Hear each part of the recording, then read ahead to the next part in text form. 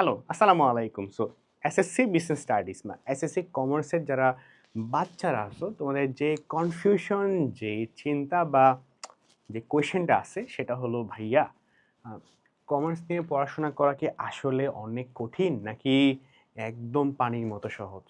এই কোয়েশ্চেনটা ডেফিনিটলি তুমি কমার্স নেওয়ার আগে বা কমার্স নিয়ে ফেলার পরে বা এখনও যারা কমার্স নেওয়ার চিন্তায় আসো তাদের মাথায় অনেক আছে। সো চলো আমরা আজকে জেনে নেই পুরা সবগুলা বিষয়পাতি যা জানলে এই কোয়েশ্চেনটা আনসার তুমি পাবা। প্রথমটা হলো ভাইয়া কেন কঠিন মনে হয়? আমি তোমাকে কোনো গাইডলাইন লাইক বলবো না, এটা করো, এটা করো, এটা করো। আমি তোমাকে বলবো কি করলে ইজি হয়। বলবে কেন কঠিন মনে হয়? অ্যাকচুয়ালি কঠিন মনে হয় কেন? বা একদম পানির মতো সহজ এমনটা মনে হয় কেন? কারণটা হলো প্রথমটা মুখস্থ করা। তোমরা মনে করো যে কমার্স মানে মুখস্থ করা। পরীক্ষার আগের রাতে মুখস্থ করে চলে যাব অ্যান্ড ফুল মার্কস তুলে নিব। সব কিছু যদি মুখস্থ করা হয়ে যেত তাইলে আসলে এত কিছু পড়াশোনার প্রয়োজন পড়তো না। ঠিক আছে? তো মুখস্থ করে ফেলবো এমন মেন্টালিটি বাদ দেওয়া লাগবে। বা আমি তো মুখস্থ করতেই পারি না, মুখস্থ আমার দ্বারা সম্ভবই না, এমন মেন্টালিটিও রাখা যাবে না। ঠিক আছে? সেকেন্ড পয়েন্টটা কি? সেকেন্ড পয়েন্টটা হলো প্র্যাকটিস না করা।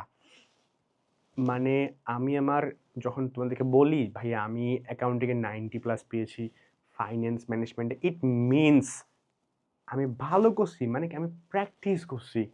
আমি আমার লাইফে 9-10 লাইফে আমি খুব রেয়ার যে আমি সপ্তাহে 3 দিন টাইম রাখতাম। ওই 3 দিন আমি অ্যাকাউন্টিংয়ের ম্যাথগুলা প্র্যাকটিস করতাম। সো প্র্যাকটিস না করাটা বেশ কঠিন। ঠিক আছে? দেন ফাইনালি হইলো প্রপার গাইডলাইনস। আমরা যখন পড়তে যাই আমরা জাস্ট একটা বই খুলি, চ্যাপ্টার পড়ি, ক্লাস করি, শেষ করি। This is not the right approach.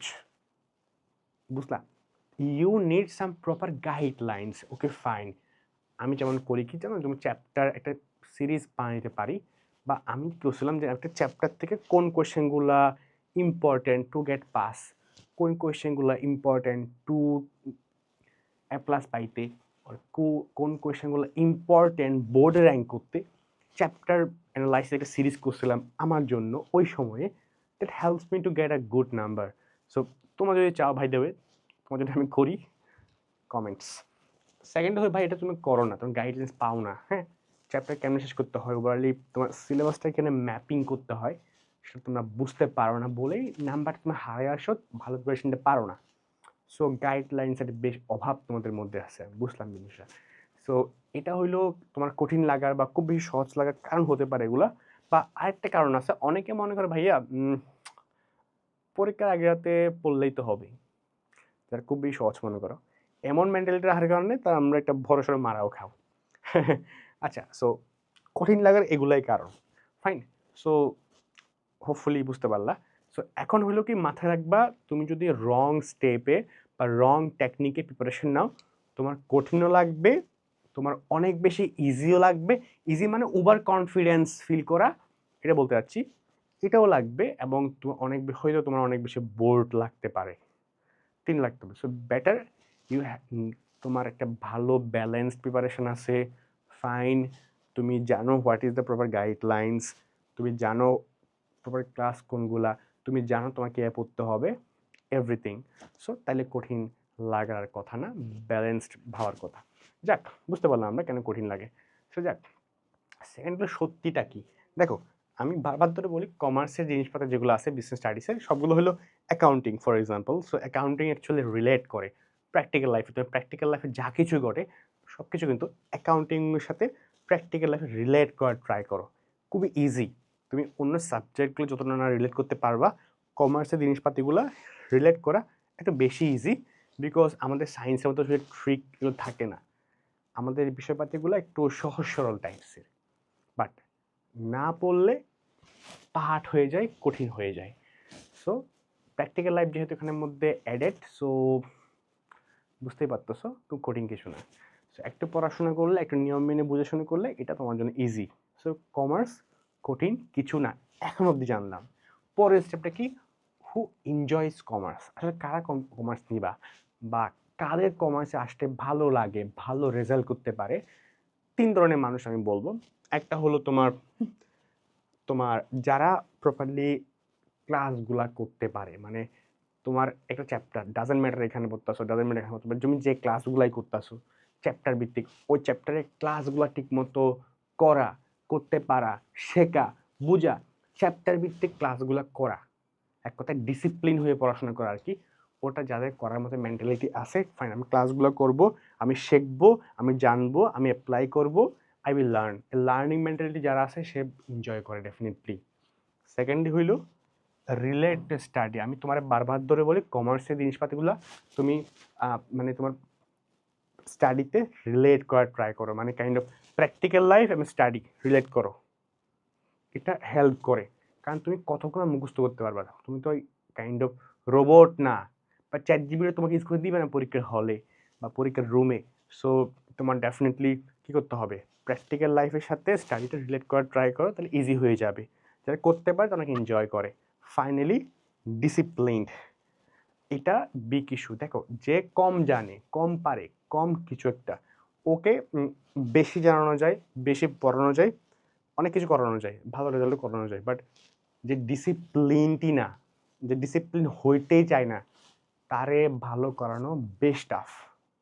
So তোমার জ্ঞান কম, কাইন্ড অফ মানে তোমার শেখা কম, যা কিছু হোক ওটাকে কভার করা যায়, খারাপ স্টুডেন্ট থেকে ভালো স্টুডেন্ট হওয়া যায়, মানে তোমার পড়াশোনা নিয়ে।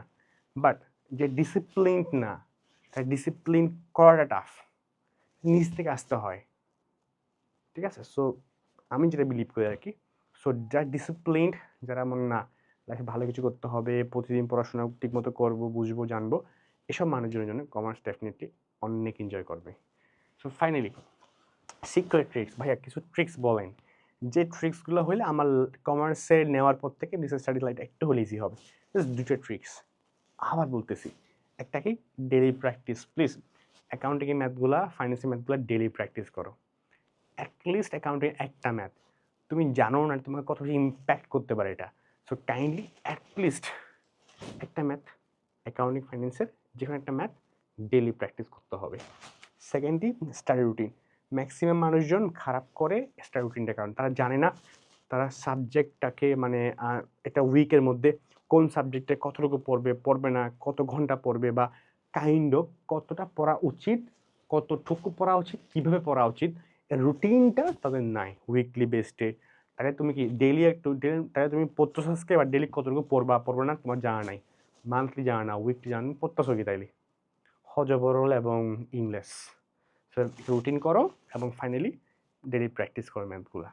সো দিস ইজ, তো ফাইনাল ট্রুথটা হইলো কি ভাইয়া, ফাইনাল ট্রুথ এটা হইলো যারা এসএসসি বিজনেস স্টাডিসের মানুষজন আসো, মানে ক্লাস 9-10-এ 27 ব্যাচ আর 28 ব্যাচ যারা আছে তাদের জন্য এই দুইটা আমাদের একাডেমিক প্রোগ্রাম, যেখানে তোমার অ্যাকাউন্টিং, ফাইন্যান্স, ম্যানেজমেন্ট, বাংলা, ইংরেজি, সাধারণ বিজ্ঞান থেকে নিয়ে যা যা কিছু লাগে, যা যা সাবজেক্ট লাগে সবগুলো এখানে আছে।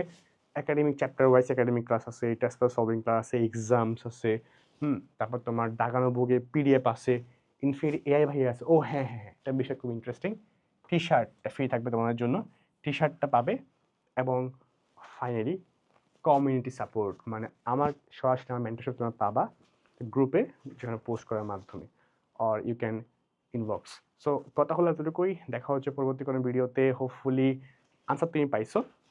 কমার্স নিয়ে পড়াশোনা করা আসলে কঠিনও না, পানির মতো একদম ফেলে দেওয়ার মতো সহজও না।